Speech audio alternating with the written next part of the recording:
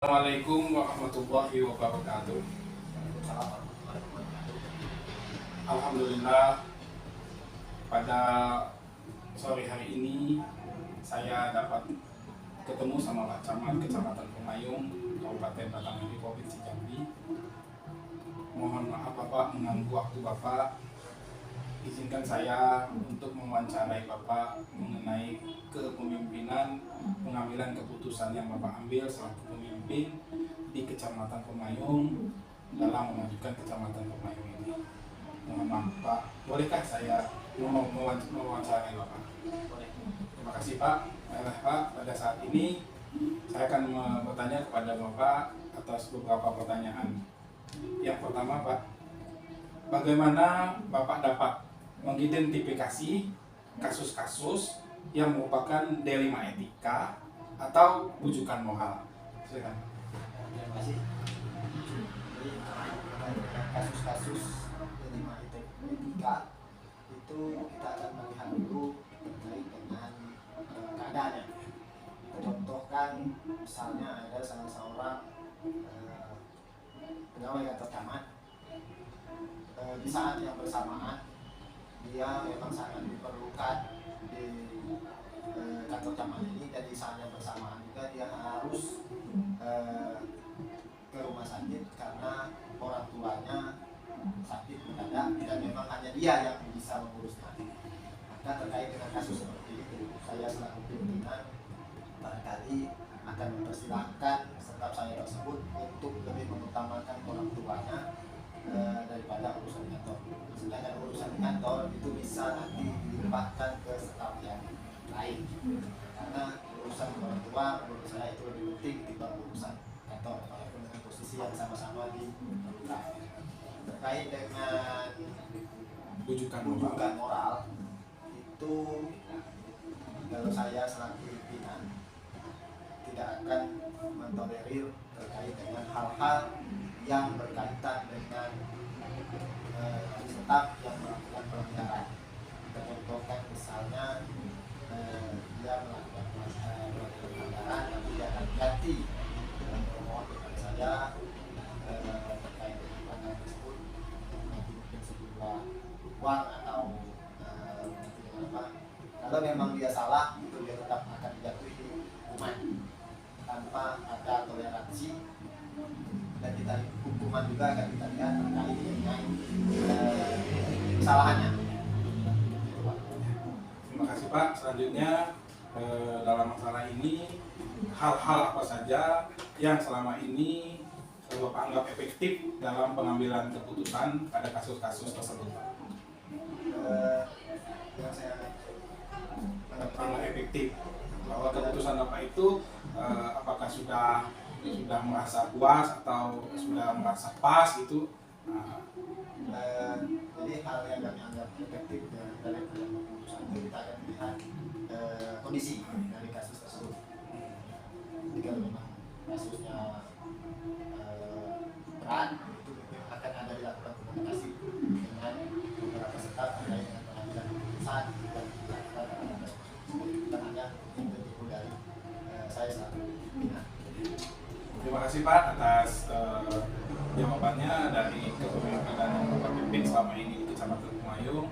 Saya sangat bangga sekali terhadap Bapak dalam memutuskan sebuah perkara mengenai bawahan dan staf Bapak dalam kinerjanya.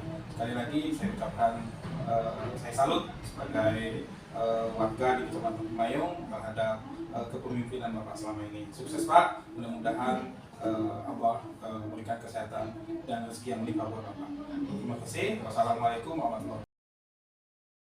Assalamualaikum warahmatullahi wabarakatuh. Bismillahirrahmanirrahim.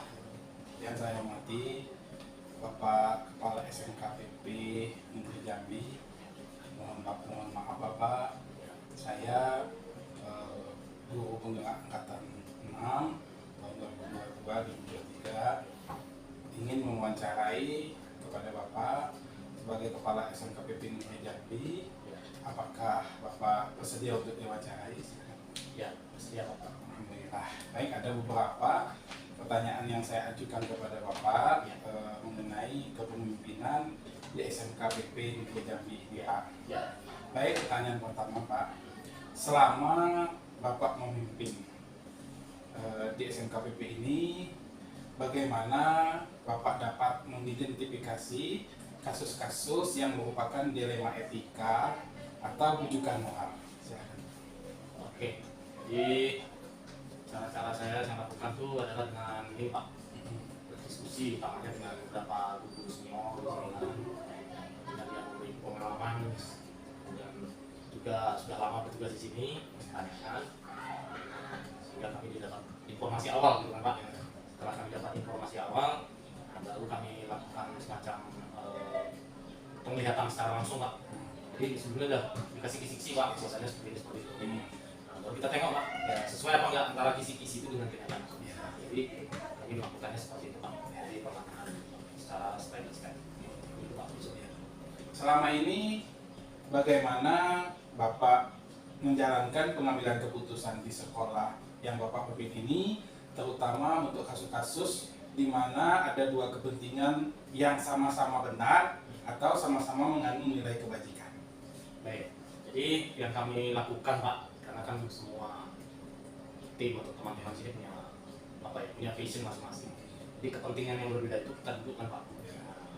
Pun kita dudukkan itu juga betul ketemu klop di situ ya. Yang jelas teman-teman yang punya kemampuan-kemampuan tadi, kita persilahkan dia untuk menguasai bidangnya masing-masing. Karena ada menguasai bidang Pak. Assalamualaikum warahmatullahi wabarakatuh. Bismillahirrahmanirrahim. Alhamdulillah. Wa ni'matillah wa la haula wa la quwwata illa billah. Amma ba'du.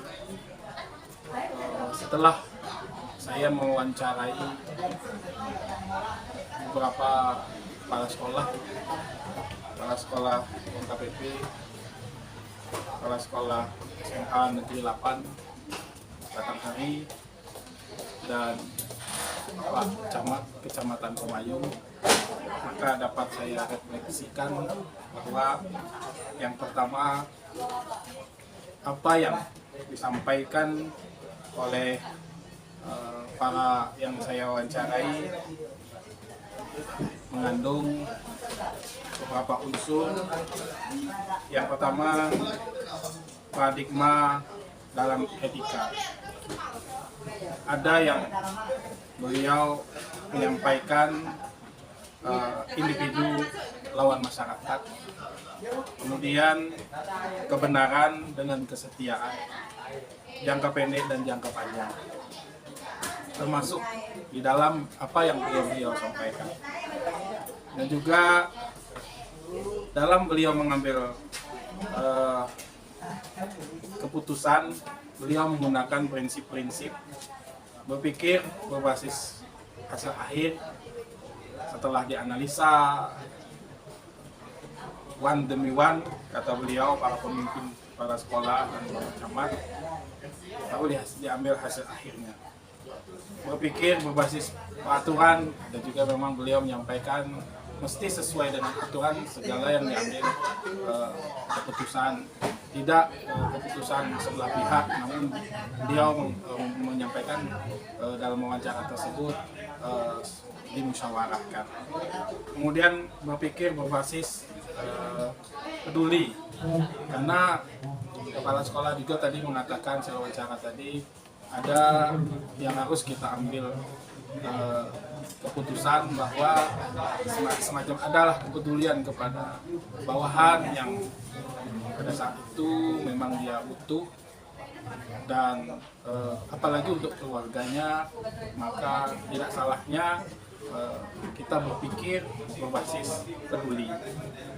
Kalau saya analisa dari penyampaian beliau tersebut tadi mengenai nilai-nilai yang bertentangan, saling bertentangan, para kepala-kepala sekolah dan camat tersebut itu menentukan siapa yang terlibat, ada di dalamnya kumpulan-kumpulan fakta sesuai dengan realita kata beliau. Kemudian benar dan salah, pengujian benar dan salah, kemudian pengambilan keputusan, kemudian juga membuat sebuah keputusan, kemudian refleksi. Apa yang beliau sampaikan tersebut, 9 langkah pengambilan keputusan, dan kalau saya analisa sepertinya ada dalam penyampaian para pimpinan tersebut di atas tadi. Alhamdulillah, saya dengan mengikuti wawancara bersama 2 kepala sekolah dan Pak Camat membuat saya bersemangat dan mendapat ilmu dalam materi pengambilan keputusan sebuah tindakan seorang pemimpin. Terima kasih. Inilah yang dapat saya sampaikan. Wassalamualaikum warahmatullahi wabarakatuh.